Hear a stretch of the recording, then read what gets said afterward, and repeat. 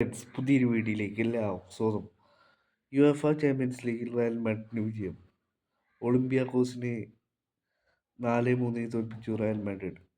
ഒളിമ്പിയാക്കോസിന്റെ home ഗ്രൗണ്ടിലായിരുന്നു മത്സരം നടന്നത്. മത്സരത്തിൽ ആദ്യം ലീഡെടുത്തത് കളിയുടെ 8-ാം മിനിറ്റിൽ ഒളിമ്പിയാക്കോസ് ആയിരുന്നു. റയലിനു വേണ്ടി 4 ഗോളുകളും സ്വന്തമാക്കി കിലിയൻ എംബാപ്പെ. കിലിയൻ എംബാപ്പയെ കൂടാതെ വിനീഷ്യസും മത്സരത്തിൽ മികച്ച പെർഫോമൻസ് കാഴ്ചവെച്ചു. വിനീഷ്യസ് മത്സരത്തിൽ 2 അസിസ്റ്റ് സ്വന്തമാക്കി. ഒരു ഗോൾ വിനീഷ്യസ് സ്വന്തമാക്കിയെങ്കിലും ആ ഒരു ഗോൾ റൂൾഡ് ഔട്ട് ചെയ്യുകയായിരുന്നു. മത്സരത്തിൽ 8-ാം മിനിറ്റിൽ തന്നെ ഒളിമ്പിയാക്കോസാണ് ലീഡെടുത്തത്.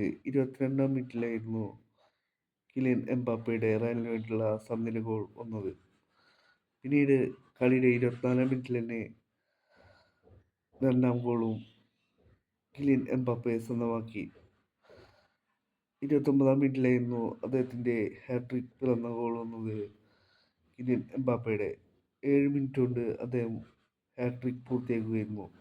പിന്നീട് കളിയുടെ 60-ാം മിനിറ്റിൽ കിലിയൻ എംബാപ്പയുടെ 4-ാമത്തെ ഗോളും വന്നു. ഈ ഒരു വിജയത്തോടുകൂടി റയൽ മാഡ്രിഡ് 5-ാം സ്ഥാനത്താണ് നിലവിലുള്ളത്. യുഎഫ ചാമ്പ്യൻസ് ലീഗിൻ്റെ പോയിന്റ് ടേബിളിൽ നിലവിൽ റയൽ മാഡ്രിഡ് 5-ാം സ്ഥാനത്താണുള്ളത്.